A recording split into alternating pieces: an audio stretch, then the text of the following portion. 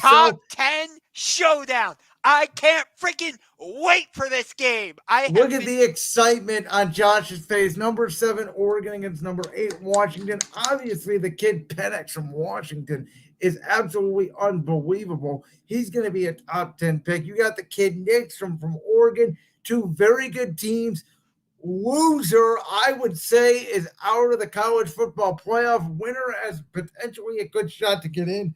So they're going to have to fight USC over it. Take it away, my college football fanatic. I cannot wait for this game. These two teams absolutely despise each other. When Oregon and Washington play, it is a absolute war. It is a grudge match. I have been waiting for this game because I knew how big it was going to be. And looking at how the AP poll is, I think the winner of this game should move past Georgia and become the number 1 team in the country. I really firmly and truly believe that. That's how big this game is. Washington, Michael Penix, you said it. He's played unbelievable this season. I think he's going to be in the Heisman race. I would say he's probably second behind Caleb Williams right now. Bo Nix for Oregon, he's also in the Heisman race. I would say 4 of the top 5 Heisman candidates right now are from the Pac-12, soon to be members of the Big Ten. Isn't that crazy? The last year of the Pac-12, which I'm sorry to interrupt real quick, but I wanted to make this point. The Pac-12 has been terrible for like the last decade. It's why they're all moving. And now the last year, almost every good team in the Pac-12 is every good team in college football. I know. That's why, I was so excited when Oregon and Washington announced they were coming to the Big Ten, because you're going to get You're going to get this rivalry, Oregon and Washington, but you're going to get Oregon against Ohio State, Oregon against Michigan, Oregon against Wisconsin, Oregon against Penn State. You're going to get Washington against those same teams. Now, I know you're going to get games like Washington against Purdue or Washington against Indiana. Meh. But think about it. You're going to get, again, Oregon against Ohio State, Washington against Ohio State. I can't wait for Oregon, Washington, and USC to all join the Big Ten.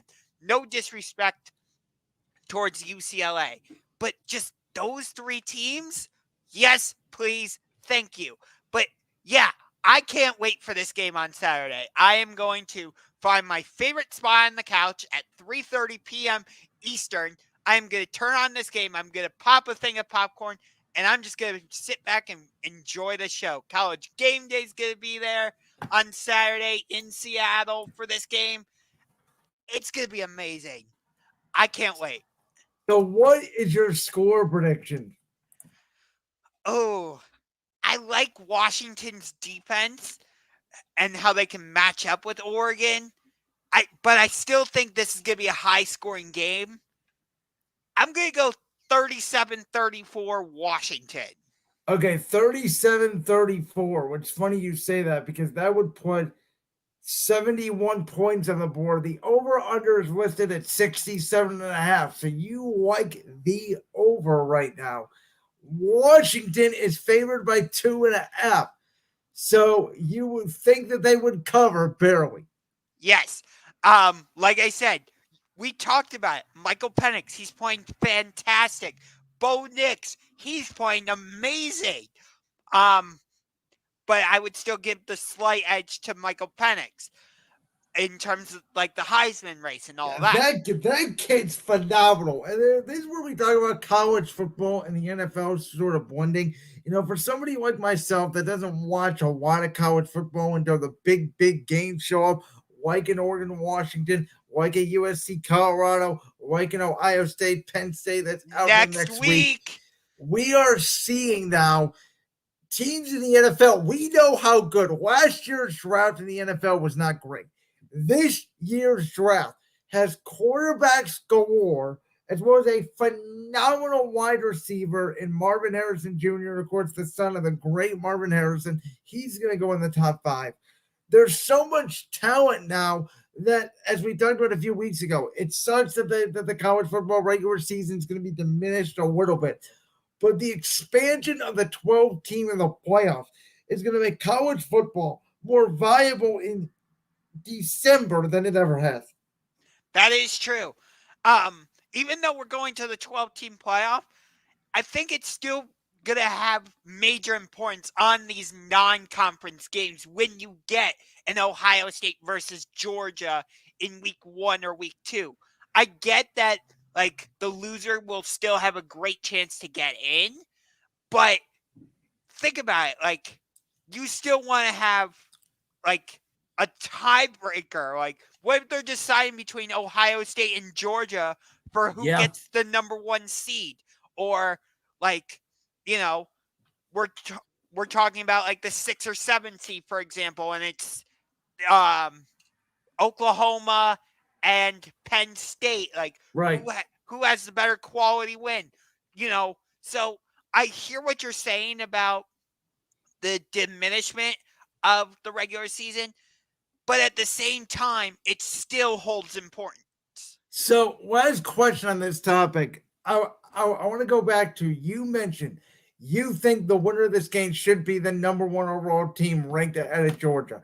And I understand completely where you're coming from. Obviously, prior to this week, I think we were both saying Texas was probably the best team, that they laid an egg to Oklahoma on Saturday in the Red River game. My question to you is, and I know they haven't played anybody yet, but they have blown the doors off people. I think Michigan is still really, really, really good. Again, I realize they have not played great competition yet, but there's a difference between the Ohio State that's, hanging around there with Maryland for, 2.5 quarters, and Michigan, who is blowing the freaking doors off people every single week. Another 52-10 victory this past weekend. I think Michigan right now is probably the best team. The winner of this game is probably in there with Georgia, maybe Ohio State, Penn State, USC. This is going to be, and I've always wanted to be a part of the committee, because I don't think the committee understands why good college football matchups are the best teams. This is going to be the hardest decision to me the committee's ever going to make. I think the top 2-3 teams are going to be clear to get that fourth seed. That's why a game like this year is so pivotal. I don't agree with you that the top 2 or 3 teams are going to be clear. Like, okay, Michigan, I'll give you that. But what if the winner of this game goes on to stay undefeated and wins the Pac-12? Well, if they stay undefeated, they would have to knock off USC, which essentially would take USC out of it. I think the loser of Michigan, Ohio State is going to be out. The winner's going to be in. And then I think you got a decision between Georgia. And as I told you last week, I'm sorry, if Bama stays undefeated and they beat Georgia in the SEC championship game, even with one loss, Bama's got to be in that conversation. Okay, fair. And speaking of Ohio State, Penn State, which we will get much more into that matchup next week, because I am going to be very invested into that game, because I am a Penn State fan. The reason I'm a Penn State fan, I'll just touch on this super quick, is because I love how they were able to overcome everything that happened with the Jerry Sandusky scandal and all that. Wow. I'm not, obviously, I am not condoning what Jerry Sandusky did. I'm just saying how Penn State was able to rise above that and become one of the I will say they're one of the powerhouses in college football. Well, except they have a conservative coach in James Franklin, who cost me twice against Ohio State when I was rooting for your team way back in the Urban Meyer days. But you get what I'm saying. Yes. Which I'm annoyed that the game between Penn State and Ohio State next week is at noon. Oh, I love it. I love it personally. I hate it. I do not like the late night games, especially the night before an NFL football Sunday. Give us a chance to go to bed, rest up, wake in the morning, watch a great game, and have nothing to do the rest of the day. Have your day free. It's amazing. I can't wait. I hate it. This game should be in prime time, not noon. But because it's going to be a top 10 showdown. You know Uh, that. Absolutely. Well, this game's at 3:30. This game isn't essentially in prime time. Washington, Oregon. Okay, but that's because it's in. If they wanted to do it at 5:30 Pacific time, they could have and put it at 8:30 Eastern. But I think the reason they're not doing that is because they don't want to compete with Major League Baseball playoffs, which are going on right now. Yep, makes sense. I agree with you on that.